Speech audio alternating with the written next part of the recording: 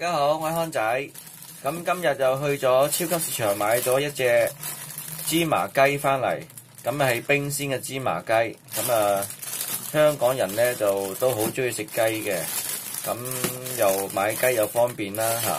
咁依家都街市就冇嗰啲活雞賣㗎啦，都係去嗰啲超市度買嗰啲冰鮮雞啦。咁睇呢隻雞咧，嗰個生產日期咧就係1月31號嘅，佢寫住。咁即係今日2月1號，咁即係話琴日整好嘅，今日運到嚟香港，咁應該都好新鮮嘅。咁試下呢隻雞，整一個啫啫雞睇好唔好食。好，咁啫啫雞，咁就雞就斬好啦。咁有啲紅葱頭、薑同埋一啲葱段。而家咧我就醃一醃啲雞先。咁我俾啲油啦，俾啲豉油，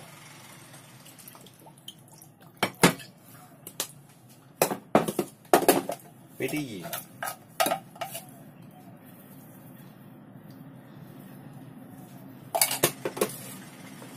俾少少粉。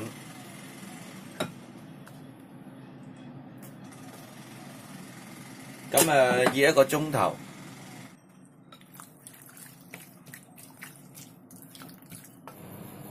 好啦，我哋燒熱隻鑊，俾啲油去。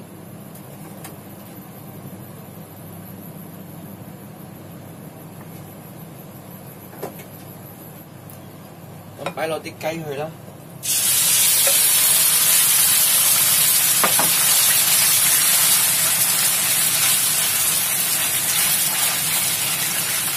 擺落去整平佢，咁就由得佢煎一陣。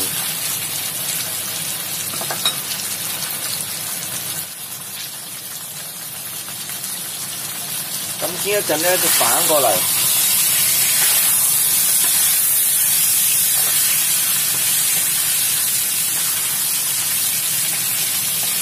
再煎一煎佢。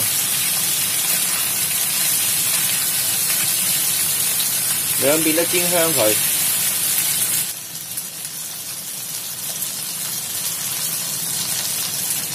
兩邊都煎咗之後咧，就兜佢，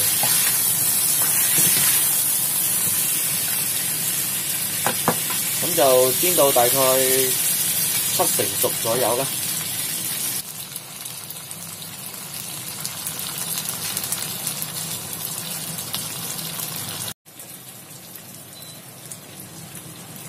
好，煎到7成熟咧，我就兜起啲雞佢。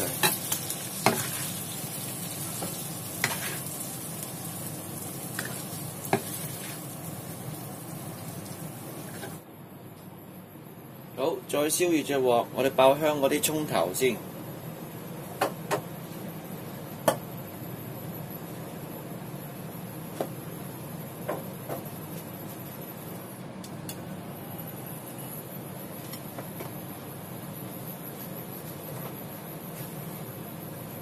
擺多啲薑去，葱頭擺落去爆下佢。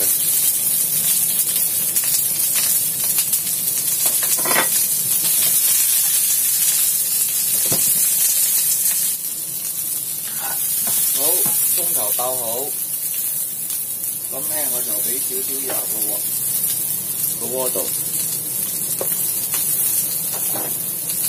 再之後加落啲葱段，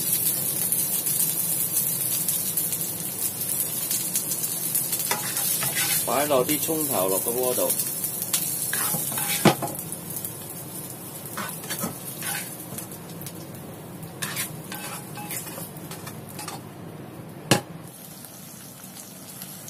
好啦，我見到佢燒到個煲仔咧啫啫聲之後咧，我咧就擺落之前煎咗隻雞，擺落去啲雞落去，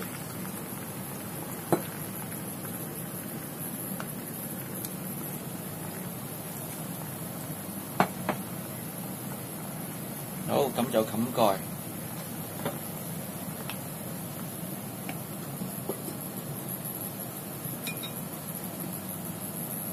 咁啊煮13分鐘左右。好啦，咁我就俾落呢啲中斷佢先。